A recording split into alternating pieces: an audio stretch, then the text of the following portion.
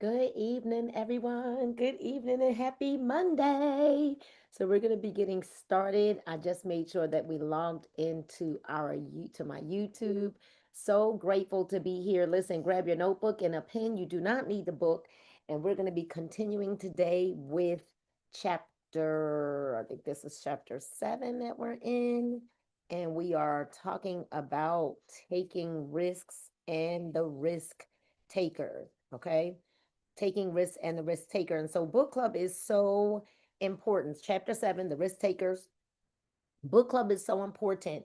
We're going to talk about why it's important in just a moment. So I am Nina Moore. For those of you who may be here for your very first time, and if you are, welcome. And if you're not and you're here with us all the time, welcome back. Right, this is where the magic happens. And book club is so important to me. I remember starting book club back when COVID hit, and I decided that I not only wanted to become more of an avid reader, but I realized that I would start books and never finish them. And so I knew my volume is low. Hold on a second. How about this? Is that better? Is that better? Let me know if the volume is better now. If it's better, give me a thumbs up. Thumbs up. Okay. All right. So I am live on YouTube. I don't allow anybody to record this. This is my intellectual property, but you are able to watch it on YouTube.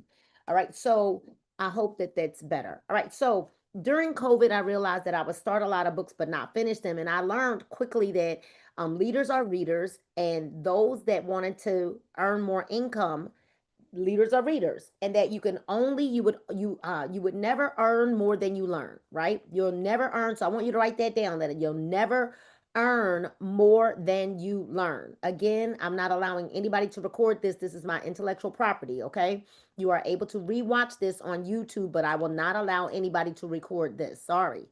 You can just listen if you're driving or you're not in a place where you could take notes, but you could listen, and you're always able to go back to this on YouTube. All right, so leaders are readers. You're never going to earn more than you learn.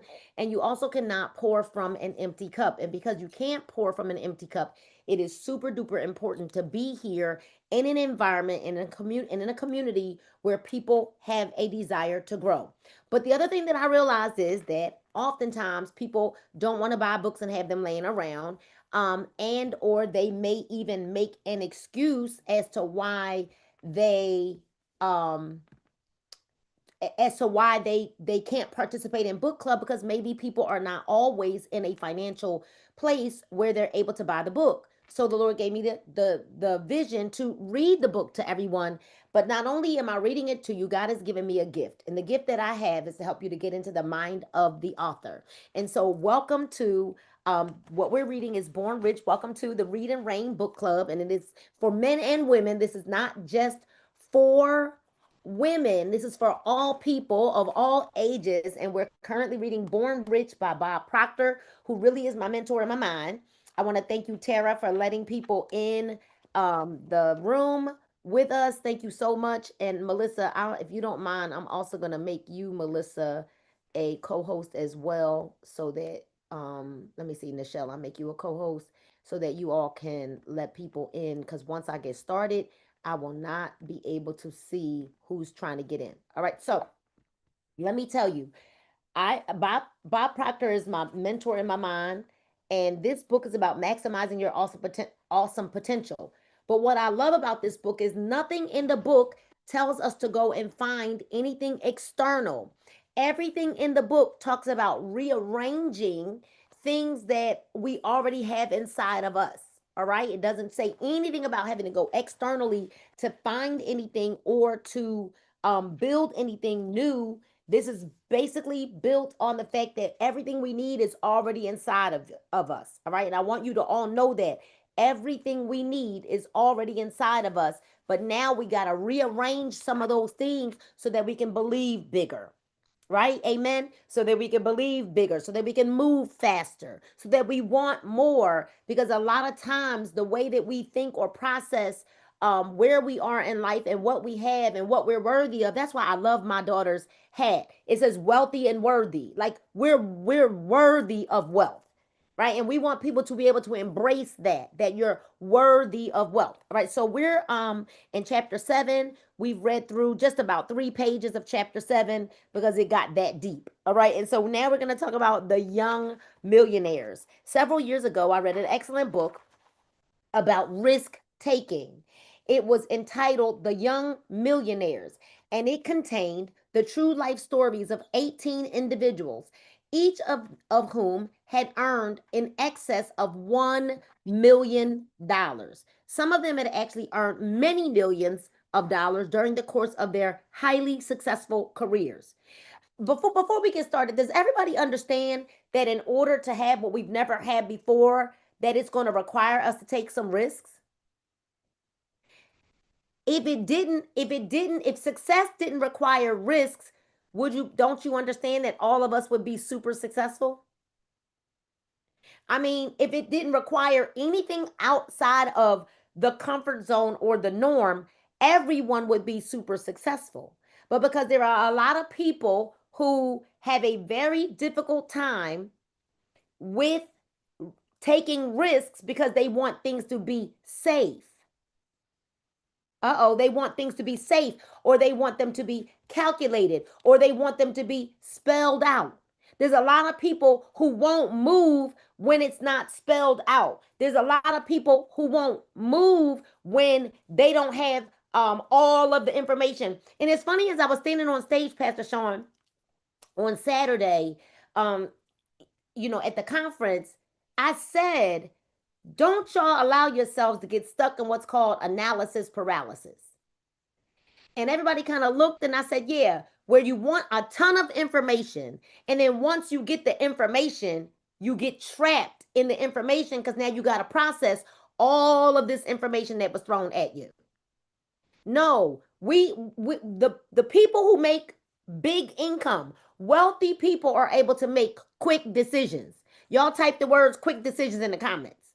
Wealthy people are not only able to make quick decisions, but they're willing to risk it all. They're willing to make the decision and maybe get the lash back later. They're willing to make the decision and have to fix it later. Everybody got that?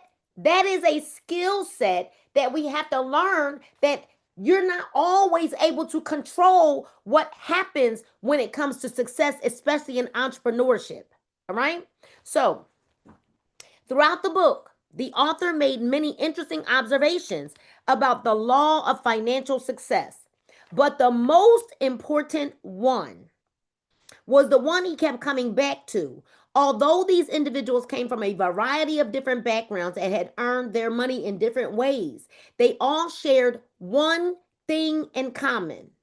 And although everything they owned was riding on the outcome of virtually every major business decision that they made, none of them considered themselves to be taking risks. The reason that they didn't, he went on to explain, was that they were living their lives as though it were impossible to fail.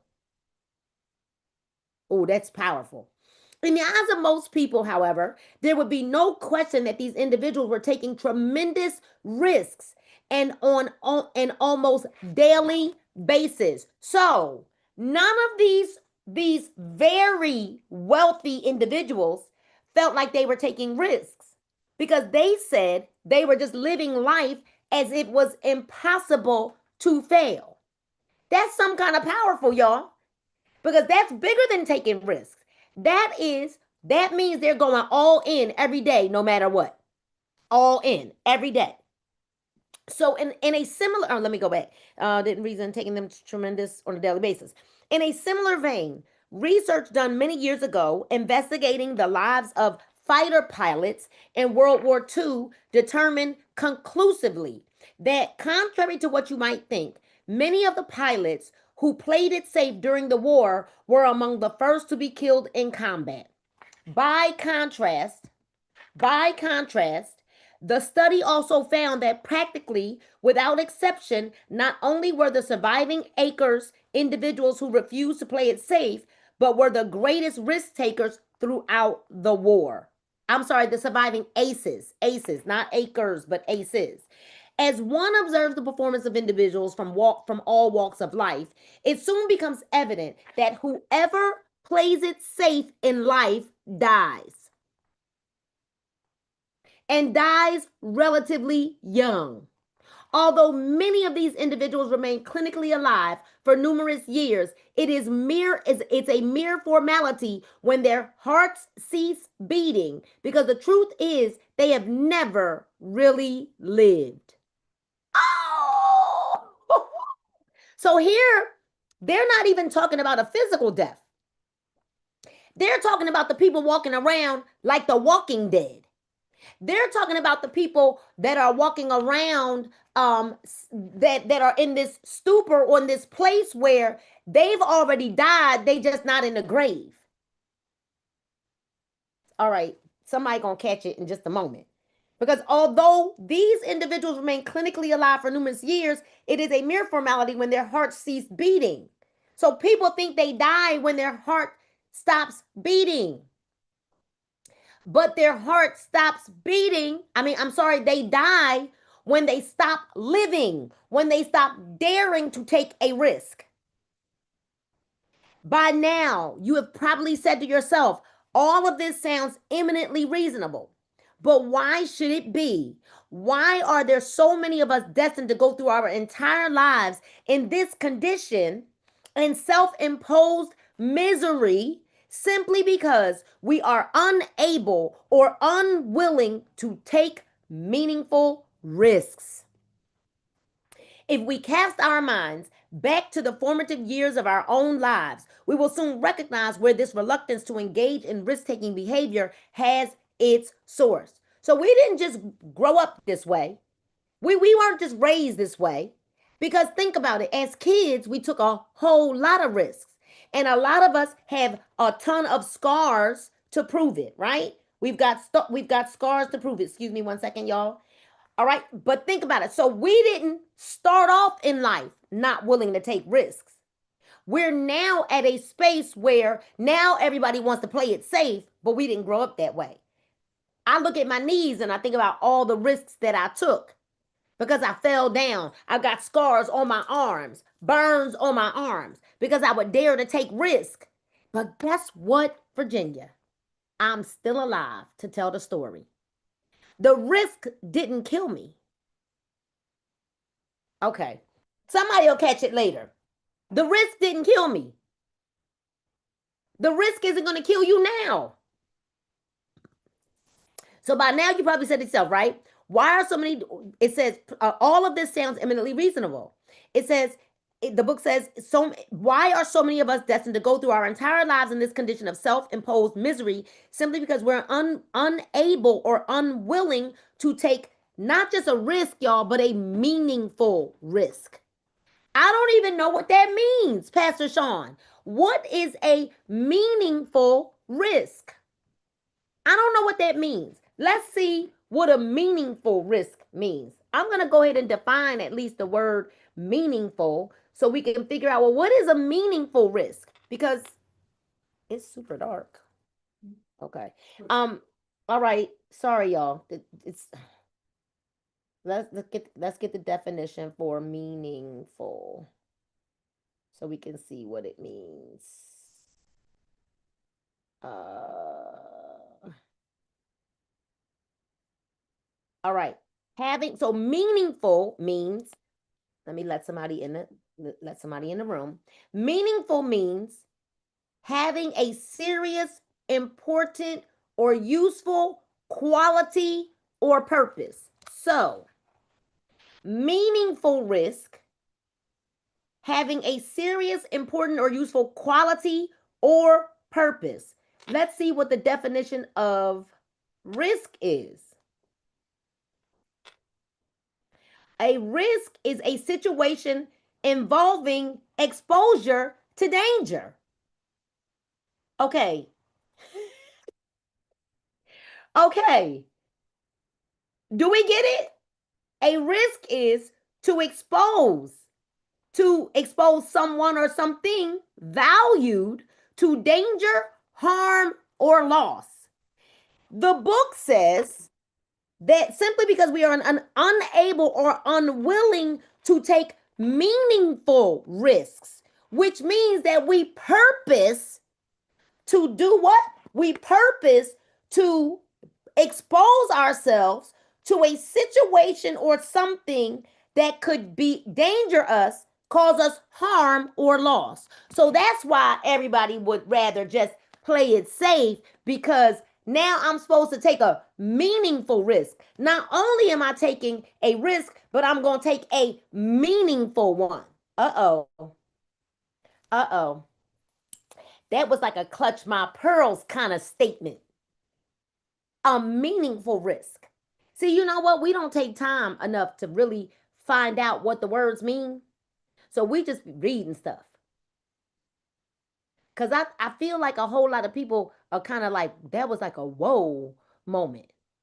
Like, not only am I supposed to take a risk, which means something that I could expose myself to danger or loss or harm, I'm supposed to take one, but the risk is supposed to be meaningful. The risk is supposed to be purposeful. Oh my goodness. If we cast our minds back to the formative years of our own lives, we will soon recognize where this reluctance to engage in risk taking behavior has its source. Once we have arrived at that point, I believe that we will have come a long way in our attempt to combat and ultimately neutralize this insidious problem. I exhort you to pay strict attention to the information that will now be set out before you. When you were a young child, even as far back as the time when you were an infant, your parents desperately wanted you to see you succeed. And as a consequence of this wish, they were terrified by the prospect that you might somehow fall short of their expectations for you. Anybody on here can be a witness or a testament to that. I know I can. I didn't go to college, and I went to the Philadelphia High School for Girls. Anybody from Philadelphia understands that the Philadelphia High School for Girls, Christina Ross, I see you, was one of the most prestigious schools in all of Philadelphia. You didn't go to the Philadelphia High School for Girls and say that you weren't going to go to college. So when I decided, y'all, that I didn't want to go to college, it was like, what do you mean you don't want to go to college? You know, Pastor Sean, I know that when I ended up as a mama at 15, I'm certain that that wasn't my parents' plans for my life. Uh-oh. I talked a little bit about that this morning in my post. So here I am now. Here we are, shattering this big old dream that other people had for us. It wasn't your dream, it wasn't your lot, it wasn't your plan for your life, but it was other people's plans for your life. Uh oh. Uh oh. When you were a young child, they desperately wanted you to succeed. And as a consequence of this wish, they were terrified by the prospect that you might somehow fall short of their expectations of you. This was perfectly natural in light of the fact that they loved you dearly, right? But unfortunately, however, it motivated them to attempt to shelter you from every potential harm that might come up in your life. How many of you were sheltered out of your road to success? Because they just wanted you to be okay. They didn't want you to have it hard. So they did everything for you. They never let you figure it out on your own. And now here you are as an adult, can't figure it out because your parents always did it for you.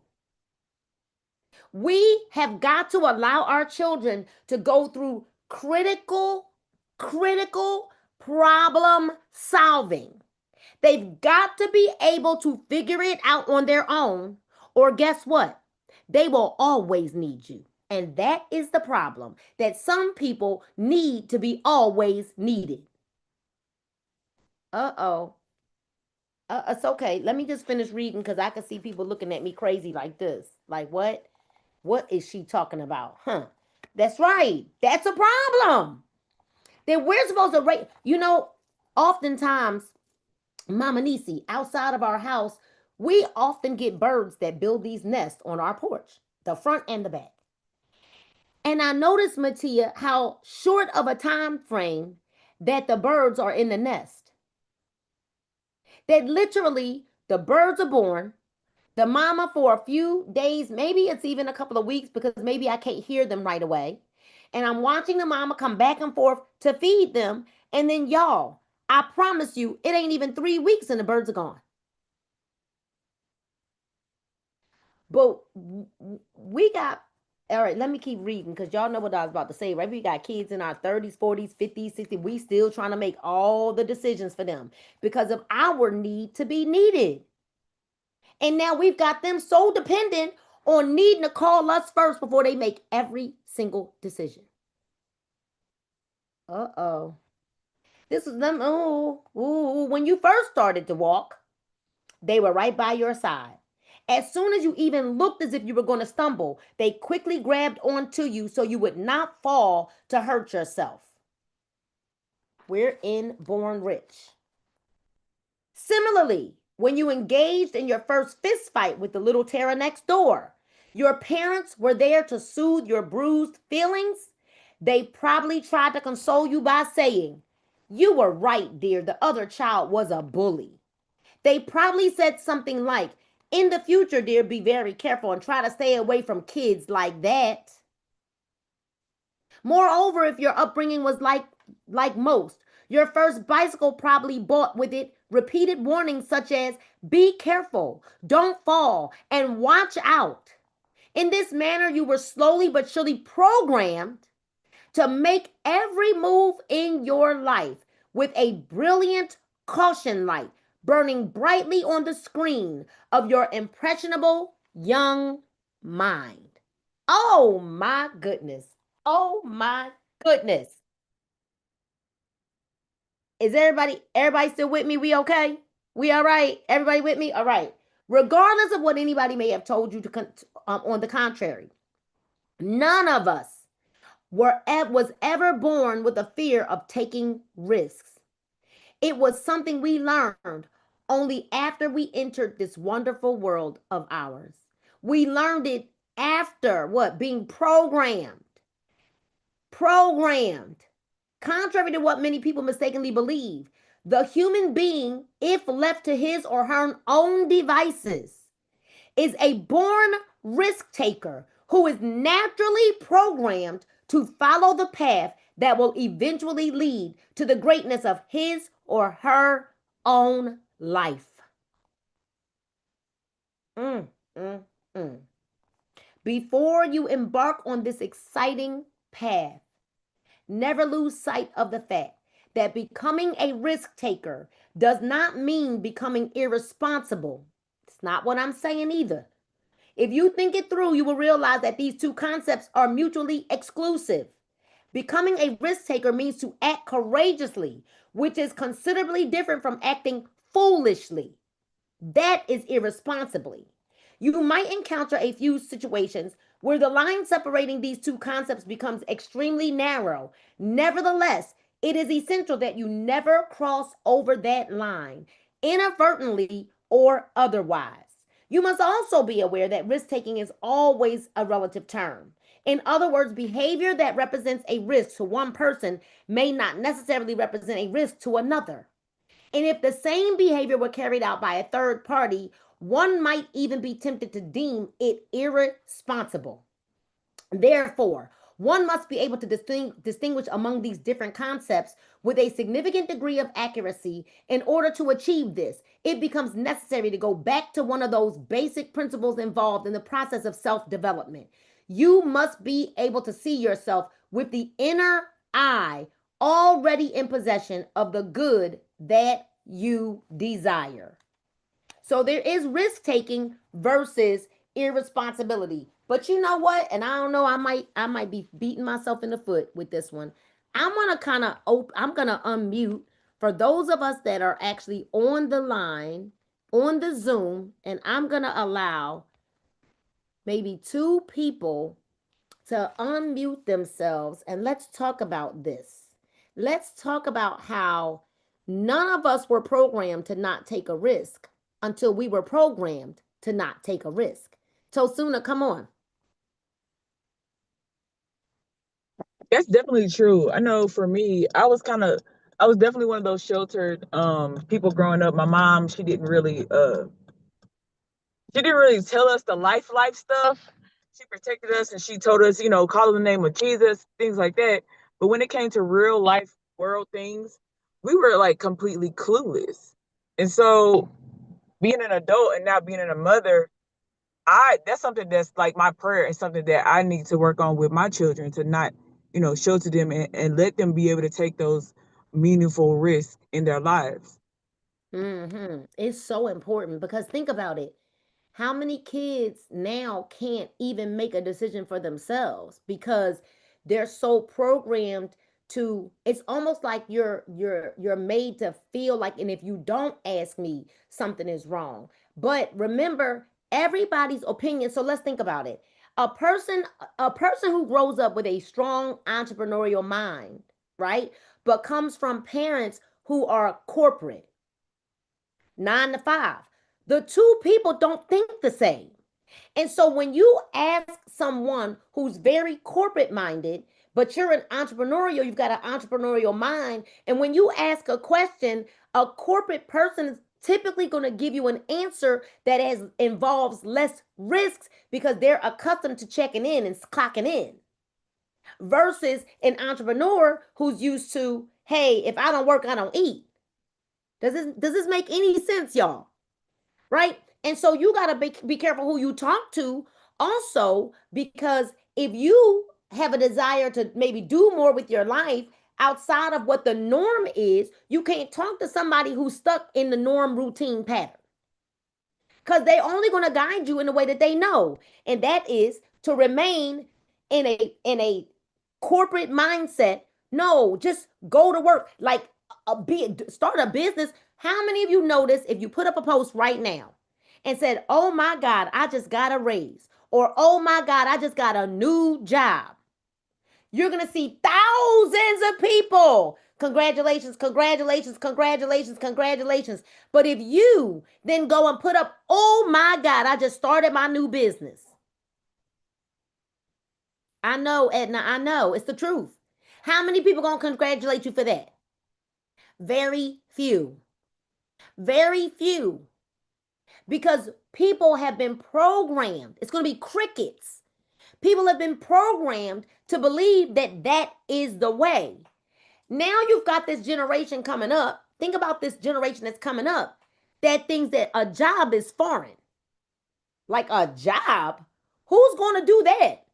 I watched a little clip of a young man that's 20, I believe he's 23 or 24 now. His name is Kai Sanat. Kai Sanat started streaming on an app called Twitch, and he became very, very popular. Kai Sanat is a believer. He's a Christian, right? And Kai Sanat said when he was 21 years old, he got an offer to do some kind of job for about $60 million when he was 21 years old. He turned it down because he said that when he prayed, God didn't give him the go, didn't give him the green light to go. He said that he believed that it would have compromised who he is as a believer. This is a young man that's like not even 25 years old right now. He lives right here in Georgia. Kai Sanat turned down $60 million. But I'm trying to tell you that this young man who has never been to college, never ever been to college, he'll never go to college because a job, this brother is making millions and millions and millions of dollars. And he's never been to school, never been to college. So we've got a generation that's coming up behind us, behind my kids, behind my 30, 37-year-old and 32 and 26-year-old. They're like, a job? Who's going to work a job? Because there's just too many other ways out here now where there are people that are out here making more money than people with degrees, all through technology and social media. All right, we'll take one more person. Anybody else want to talk about this? Talk about how they may feel what we talked about in this chapter, and how risk taker, being a risk taker was something we were innately born with, but it was we were reprogrammed through the don't do that. Be careful. Oh, you're gonna hurt yourself. Oh, anybody else comment? Anybody? Nobody? Can identify with that. My father was a risk taker. So, he was a country boy coming to New York with $10 in his pocket, right? But he had dreams and visions. He didn't have a degree, but yet and still he was an entrepreneur, opened up his own business in Staten Island, the only African American worker at that during that time, opened up a church in the heart of Harlem. When people said it was impossible, where my mom was totally the opposite, wanting to shelter me. And I feel like I kind of got a mixture of both of them. And now I'm pressing through to have that entrepreneur spirit like my dad, who was just so extremely powerful and made such an impact. So I can really identify with that. And I feel like I kind of sheltered, as I'm listening to you, I kind of sheltered my children a little bit. And, they resent that, I was so overprotective of them. Mm. How many of us as adults, thank you for sharing it. That was vulnerable. How many of us as adults resent being sheltered? I know I do. And so now we got to look back at not only were we sheltered for that dispensation of our lives, but now it is something that is trickling on and trickling on, right? And trickling on because now you're caught in a crossroad that like the old way of doing things is pulling at you, but beyond the shadow of a doubt that way of thinking only got you to where you are right now. It is never going to get us to where we want to go. Right, Mama? Mama Nisi is like, that's right. It's never going to get us where we want to go. So yes, it did what it did to where we are right now. But in order to have more, to do more, y'all, and let me tell you something. What we say out of our mouths, we got to be so careful, especially in this season, right? Matia, like, yeah, she clapping because we can have whatever we say out of our mouths. So watch what we say. 30 days ago, I got it sitting right here in my office. I was walking through the hallway at InvestFest. Yep, Nikki, I'll bring you in 1 second. I was walking through the hallway at InvestFest, and I saw all of my friends, well, not all of them, but a lot of my friends, a lot of people that are in my network now, on the marketing boxes that were stacked in the hallway. And I started recording Mama Nisi, and I was like, look at my friend Marcus. And I was like, this is my coach, y'all. This is my coach. Look at Marcus. I'm so happy for him. And I started calling out all of the names. Look at Seven. Oh my gosh. Look at Jessica. Oh my gosh. And I started calling, look at Pinky. Look at this one. Look at that one. And I started calling all their names out. And as I started calling all their names out, I said, and y'all watch what I say, because I'm next. 30 days ago, I said that. When I walked, I had no idea. I'm thinking I'm just a host this weekend, right? I'm just the MC. When I walked into Soundcheck Friday night, I walk in and guess who I see on a marketing box? Me. And I said, I just spoke that into existence. What we say out of our mouths. We got to be very, very careful. I said it out of my mouth 30 days later. So what I said when I saw it, and I saw the video, thank you, Sarah, and I recorded another video. I'm going to put the two of them together because what I said, Christina Ross, was this was my practice for InvestFest because I said, I'm going to host InvestFest. Oh, yes, I am. I'm going to host InvestFest. And this was my practice. So come on, Nikki. Come on, Nikki. So really quick, thank you for all this valuable information. But I wanted to ask some people, what age did y'all learn how to swing? I just want a few people to put in the chat. Like outside, go to the playground, like on your own, learn how to swing back and forth. What's the motion of that? In and out, right? Yeah. So What, you were young? I was real young. Okay. Well, I probably at 12 years old I learned how to swim. My mama sheltered me. That's how bad she sheltered me. Yeah. Wow. Yeah. And I remember like my uncle had to push me every time I went to the playground and play, he would push me. And then all my cousins would be laughing at me like, you don't know how to swim? And I'm looking at them like, mm-mm, no. Wow. And so when I was my mama's first child, and when I say she sheltered me, she did. So that also created something in me too, to where now they all look at me. They know I'm the hustler, I'm the go-getter. You follow what I'm saying? So it Yeah. helped me really. Like all I do is eating You that out. She be like, oh, let your kids get out. you I'm breaking not up. doing that to me. You breaking up, Nikki. It's breaking up real bad. All right, so we're gonna go. I can't even mute it out, but we're gonna go ahead. Okay, we're gonna go further. We're gonna keep moving. That's powerful, y'all. Wow. 12 years old. Most of us, I think by the time we were 3 or 4, we was able to swing on our own, right? I mean, we were strong enough to at least get ourselves going a little bit. 12 years old, that's major. Thankfully, in her case, her story turned Right. Can you different, hear me right? now? No, you breaking up real bad, Nick. Okay, y'all, we're gonna keep. Oh, that's Yeah, yeah, it's breaking up real bad. All right, we're gonna keep reading. All right, so risk taking versus irresponsibility, because there is a balance. There has to be a balance, right? Risk taking versus irresponsibility.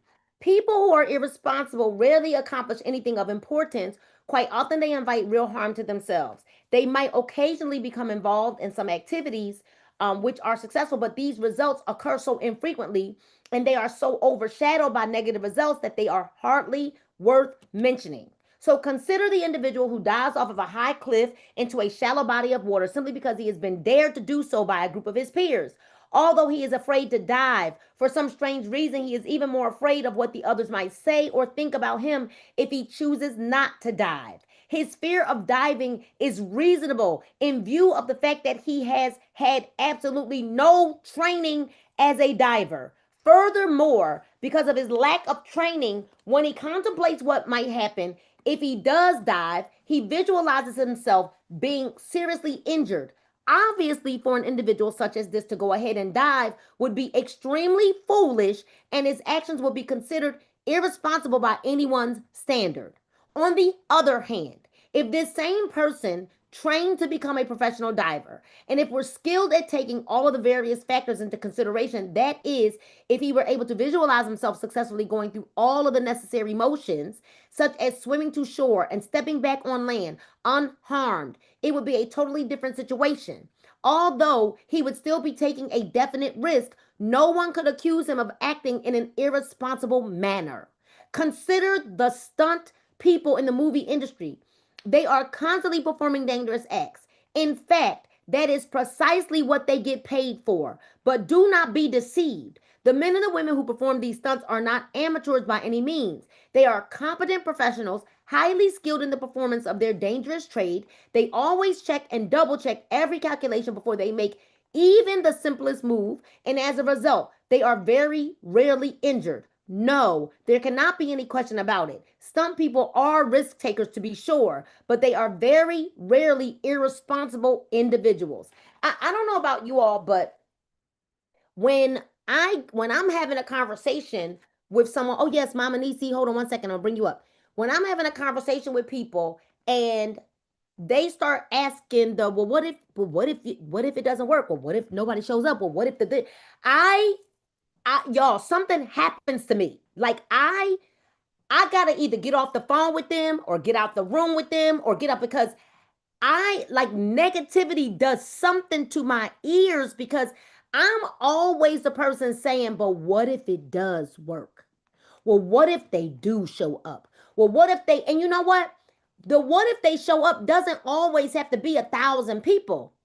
What if 10 show up and out of the 10, they're so powerful, right? Because we don't even know that God is only going to give us our capacity, the capacity that we can handle. And if he's only going to give us the capacity that we can handle, why would he allow for a 500 people to show up if he knows that you can only handle 10? Right? Now, then we got to pray for God to increase our capacity so that we can handle more, right? Come on, Mama Nisi. Come on. You can unmute yourself. You should be able to unmute. Wait a minute. Wait. It's not muted. Hold on. Let me see. Oh, wait. All right. It now. Nope. Unmute. Okay. Okay, there you go. We have historically been conditioned to work, punch a clock, get paid, have a good life. So we frown on people who are entrepreneurs, and we're very negative. But when we break it down and we look at the reality of it, no one gets rich working 9 to 5. So you have to, the mindset have to change. And as parents and grandparents, we have to work on the young people in our life to help them look at it differently. Because in order to have true success, where you set your own goals, it's like the business we're in. If you say, I want to make $10,000 a month, the opportunity is there. You just have to be willing to put in the work and the sweat and do like Nina do, get on the videos and post all day long. So I'm not against working 9 to 5 because I did it all my life, but I would encourage people to look at their dreams, set goals, and work on their dreams, because 9 to 5 is just to keep the rich wealthy and us working from paycheck to paycheck. That's what I wanted to say. 100%, Mama. You know what's so, thank you so much. What's so ironic is if we look back, people were business owners. Y'all think about it. When we look back, the majority of people were business owners, and Mr. Such and Such owned the corner store, and Mrs. Such and Such was the neighborhood seamstress, and then Mr. Such and Such was the butcher, and then Mr. Such and Such, Mrs. And so we got to think about it, that people were business owners first, and then the Industrial Revolution came along. But people were business owners first. And it's amazing how now there's such a negative mindset. Well, actually, there was a negative mindset. There is no longer a negative mindset to business owners anymore, because, like I said, the generation coming up behind us, they don't want to hear nothing about no job. They don't. And think about it. And then I'm going to bring Sarah up. Think about it. Our daughter, Paige, went to InvestFest. And most of you all know that in 24 hours, she earned $2,300 in 24 hours. What job is Paige ever going to go work for $20 or $25 an hour? Not ever. She's never going to do it. She's never going to do it. Now, exactly, Angelia. Now, that's the other thing, though. There is a generation that are also entitled. And they're entitled because of us. They have a spirit of entitlement, and it's our fault. It's our fault because we decided that we wanted to make sure that our kids didn't have it as hard as we did. And I don't want them to struggle like I did. But you know what? The struggle breeds something in you. The struggle teaches you something. And now we just want to pave the way. We want to make everything so easy for our kids. And then we wonder why they fall apart when the wind blows. They fall apart when the wind blows, and it is our fault. Come on, Sarah, and then we'll finish this next 2 pages. Come on.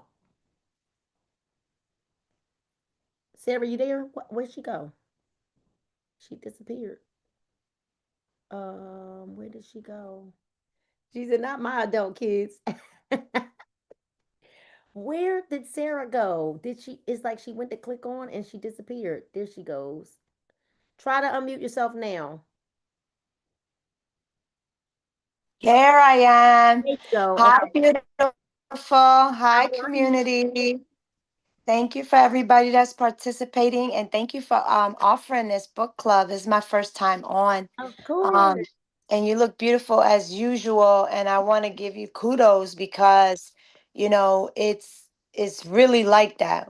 with the manifestation, like I heard you backstage. I was with you backstage when you said, I'm gonna host Invest Fest. And I said, well, girl, go and do it. And Yes. I gave you a high five. So I can't wait for, like, you say you're gonna put the two posts together, right? Yep. So I'm gonna be looking for that and the trilogy post of when you host an Invest Fest. You know what I mean? Y'all was back there touching and agreeing and praying.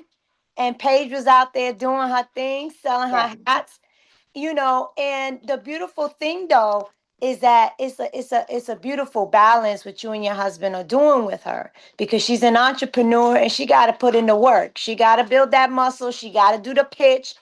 I told her, you around family, so we gonna buy off of you because we family, we cousins, but at the same time, work that muscle, get that pitch going, because when you around Definitely. strangers that don't really know you or the stock you come from, Yeah. gonna have to, bring the heat.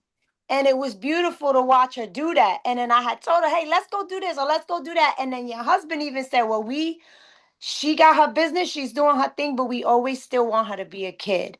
And I love that about what y'all doing. And this was my first time being in proximity of your daughter. So I appreciate you trusting me in that fashion. But yeah, I see the fine balance, and I don't have children, but I thank you so much. I just needed to say that because what you're saying is the truth. And I know that everybody on here already know that you're authentic in what you say or do, because they wouldn't just be sitting here watching and hearing you read a book. Like they could read their own books, right? Right. But yeah, I just needed to say that, like, greatness is within our proximity, and we got to continue to clap it up for each other, because when the blessings are like, you can see, you could touch, you could feel, like this shirt says, the circle of greatness, God is there. He's there. He's there. He's in my proximity, and community is the new currency, right?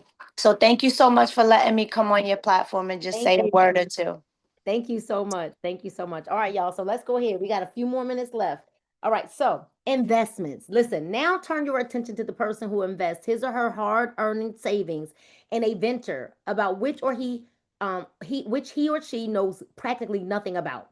Perhaps someone, possibly a relative whom the person may have held in high esteem, suggested that this investment was a great idea and that investors stood to earn an extraordinarily high rate of return on it.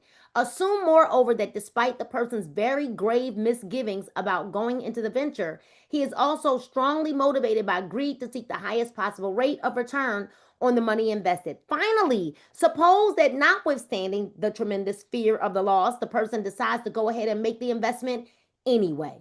What happens next?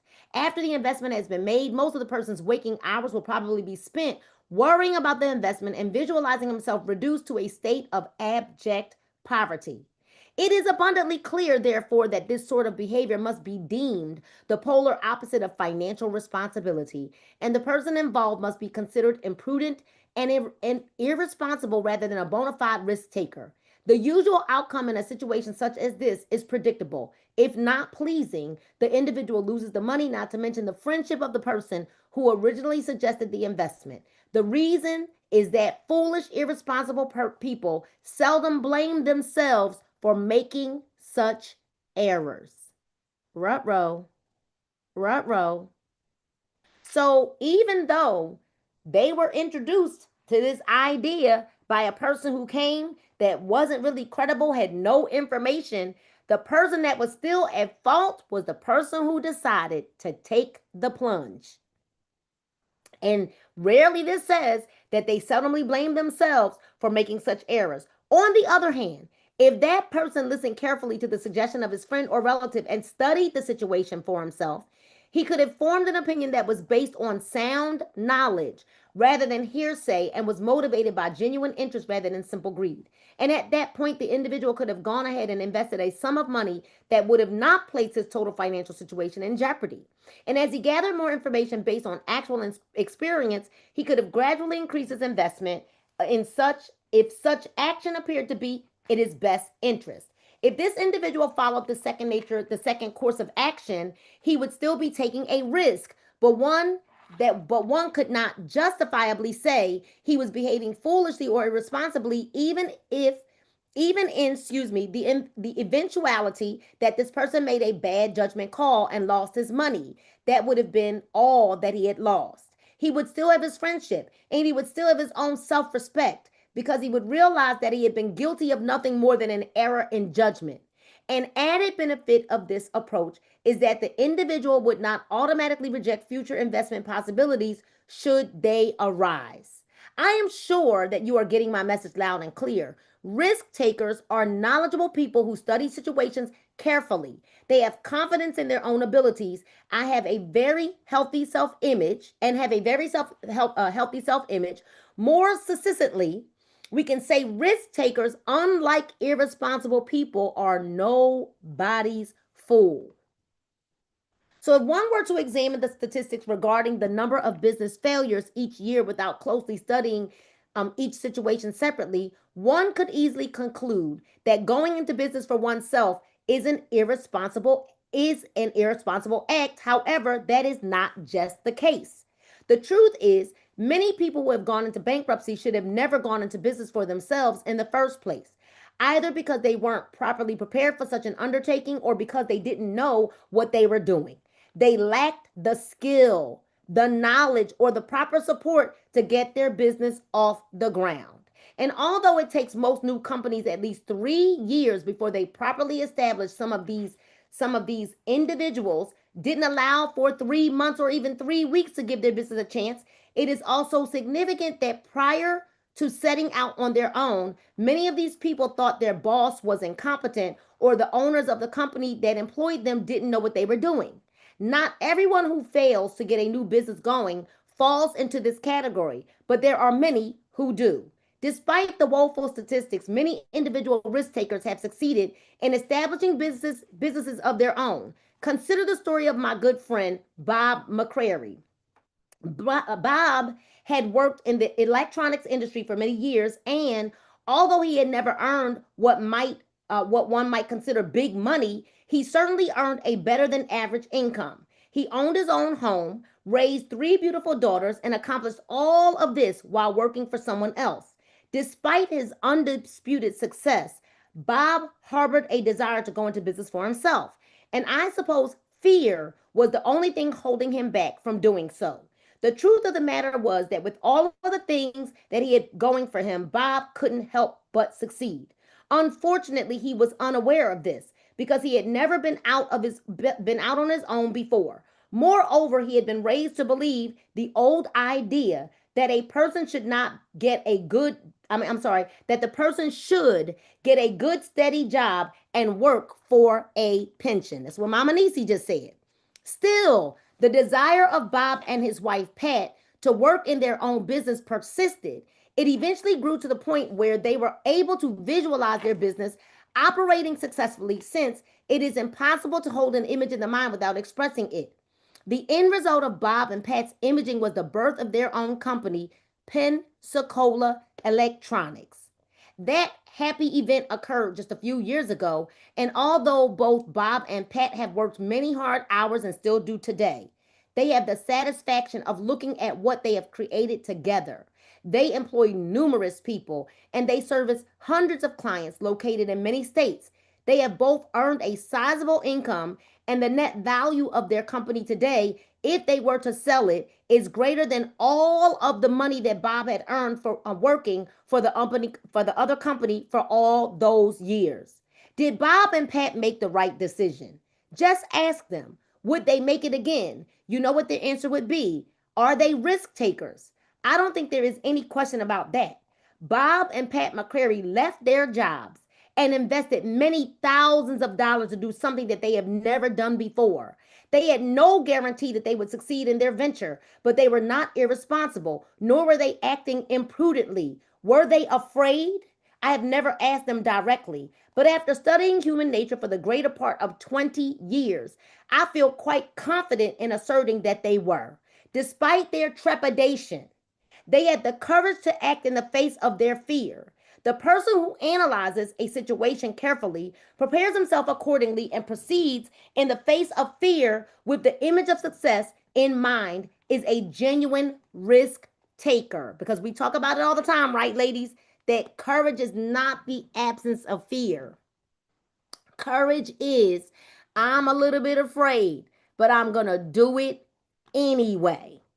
Right? So furthermore, as you are already aware, risk takers very rarely lose. And even when they do, they usually bounce right back to try again. Risk takers live exciting, creative lives because they are living the kind of life that they were all intended to live. So put a smile on your face because as of this moment, you too can become a bona fide risk taker. How? Simply by doing the thing you have dreamed about off and on for months or possibly even years. One song in the great musical South Pacific has the lines, "You've got to have a dream. If you don't have a dream, how you going to have a dream come true?" It is my belief that every one of us has our own dream. We all have a vision, an idea, or a picture of some grand accomplishment that will float to the surface of our consciousness from time to time. For a few brief moments, we permit ourselves the luxury of doing, being, or having whatever that dream might be. There is no doubt in our mind that you too can hold a picture of something that floats to the surface of your consciousness periodically. And if the truth were known, you would dearly love to execute that dream. Well, the simple truth is you can. But in all likelihood, it is going to require a considerable amount of courage on your part. It makes no difference at this moment how bizarre your idea may appear. You might even regard it as sheer fantasy. Nevertheless, you can begin to turn it into reality by making a written description of whatever it is that you would like to do, have, or be. Write out your ambition in as much detail as possible and in the present tense. Do not write it out as something that you are planning to do. Write it out as if it were something you are doing currently. In big, bold letters, write, "I can," and then yell it and say it and sing it and drill the idea that you are now going to do this thing into your subconscious mind. Then choose a friend who has a lot of confidence in you, someone whose thinking is compatible with your own, not someone who will put you down and laugh at your idea. To share your idea with, select someone who will build you up and help instill confidence in you about your idea. It makes no difference whether your goal is starting a new business or buying a building or a new home or getting in a new automobile, attaining a new position at work, setting a sales record, or getting an honors mark in school. Whatever it may be, you must step out and boldly pursue it and keep reminding yourself that you have tremendous reservoirs of potential within you. So you are quite capable of doing almost anything you set out your mind to. All you must do is figure out how you can do it. Not whether or not you can, but how you can do it. Begin to visualize yourself as a risk taker and start telling yourself you are the one. Become fully aware of the good vibrations you get simply by virtue of practicing these simple mental exercises. Before you proceed any further with your quest, find yourself a pad and a pen, and then prepare a balance sheet by taking an 8.5 by 11-inch sheet of paper and drawing a straight line down the center of the page. On the left side of the page, place a minus sign, and on the right-hand side of the page, place a plus sign. Under the minus sign, write out the very worst thing that could happen to you if you were to follow through with your idea. I hope y'all writing that down. So on your paper, a minus sign on one side and a plus sign on the other. What's the worst thing that can happen to you if you go ahead and say, "I'm going to go all in"? What's the worst thing that can happen? Write it out. Write out all the good things or the very best things that could happen to you if you were to go ahead with your plan on the right side. Clearly understand that as long as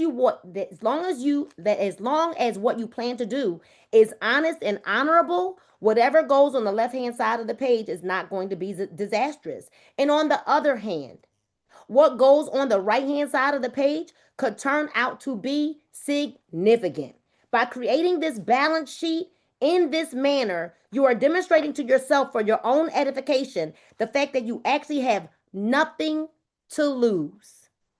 I want everybody to really understand we don't have anything to lose. And the only thing that we lose really is when we choose to not take the chance, to not take the plunge. Because literally, I would rather fail from trying than to live with a ton of regret. And I would rather not have to look back in my life and say, dang, I wish I just talked to that one more person. Well, I wish that I had just did X, Y, and Z. And I wish that I had. Because I'm going to tell you all, where I'm at right now in my life, in this network that I'm in, outside of my business network, outside of what I do through network marketing, the only reason why I'm in this network is because I got invited to a kid's birthday party. And Angelia, when I was sitting there at that birthday party, amongst all of these younger people, I was the oldest one in the room. Somebody might need to hear this. And as I'm the oldest person in the room, I kept looking around the room like, what the heck am I doing here in this room? And I kept sitting there feeling very uncomfortable because I was the oldest person in the room. And I kept saying, God, why am I here? Why do you have me here? What am I here for? You got to tell me why I'm here. Lord, help me understand, why am I here? And as I sat there, I still couldn't figure it out. And I just grew more and more uncomfortable with being there. Well, I walked into the house because it was hot that day. I went into the house, and when I got inside the house, they were playing spades at the table. Now, for those of you that don't know me well, you just need to know that I'm a very good spades player. Okay? Sweet cheeks. And when I saw them playing spades, Pastor Sean, I was watching and just observed that they weren't very good players. Okay? So I said, oh, well, this I know I can do. I may not do what they do, but I can do this well. So I said, hey, can I get in? And they were like, sure you can. I sat down at that table, Angelia, and I wore them out. I mean, Christina, I wore them out. Everybody that sat down with me, we won, because winning is what I do. It's what I do. But I just couldn't understand, why was I here? But then I kept getting invited back, Dr. Jameson, every time they were going to play cards. And the person that was hosting the card parties isn't even a card player. I need y'all to really hear what I'm saying. So the person that's hosting the parties doesn't play cards themselves. But Christina, what they do is they not entice, but they what's the word I'm looking for? Oh God, it's a word that I'm looking for, y'all. Well, anyway, they talk trash to everybody else. They don't play cards. They instigate. There it is. Thank you, Alicia. They instigate. He doesn't play cards, but Angelia, he instigates to everybody else. He got us all in this chat. So I started getting invited to the card parties, and they saw that I was good. Now I began to be amongst people who I'm friends with on social media. All of a sudden, a couple of months later, they said, Nina, we don't even know what you do.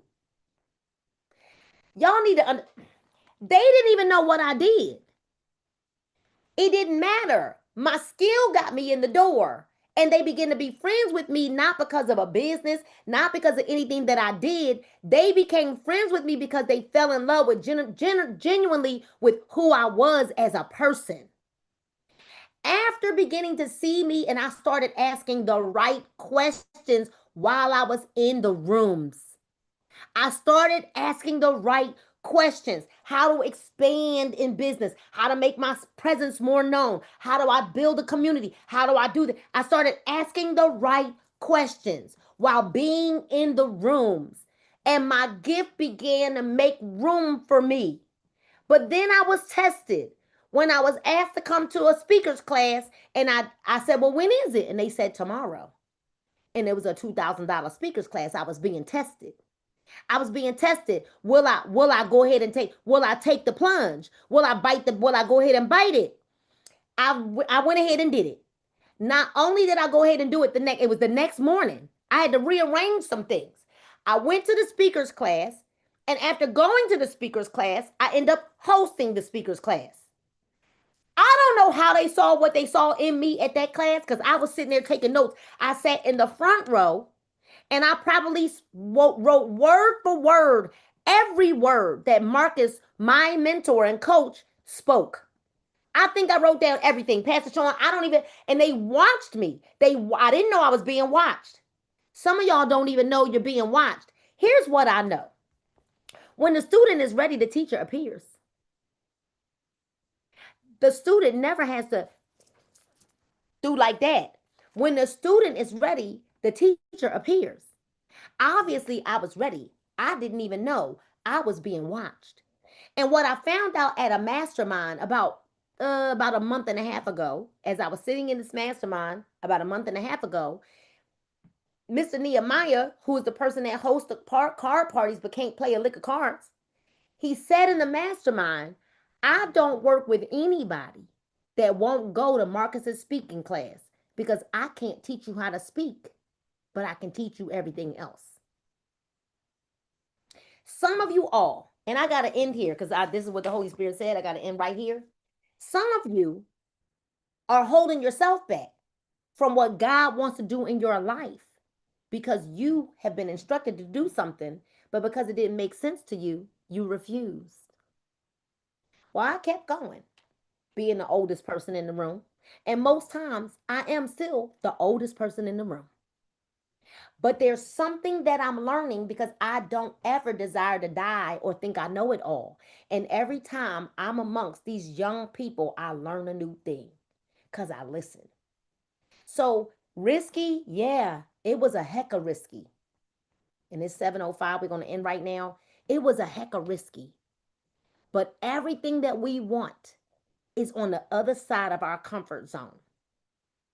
And so it doesn't matter what age we are. I'm telling you now that the rooms that I'm in, I'm the oldest person most of the time, except for the AI rooms. Alicia Little, her crowd, they are my age and older. All right, except for that. But all of the other the creators, the influencers, they're all way younger than me. Sometimes, you got to get around people who are younger than you to teach you the things of today so that we don't miss this. We don't miss this, right? Miss Brenda said, me too, right? So I'm so glad we had this time together, right? I'm so glad we had this time together. And yes, we'll be here next Monday at 6 p.m. Invite someone. Don't come alone, right? We'll be back next Monday. And I pray that you have the great rest of your evening, right? And a great rest of your week. Listen, pay it forward, do a good deed, and be kind to one another. Same book. We'll continue reading right from where we left off. Same book, same channel, 6 o'clock p.m. Eastern Standard Time. It's going to be this same Zoom link. So when you go into your Zoom, it'll be the same Zoom link, the 678 number. All right, you guys? So remember that God loves you. And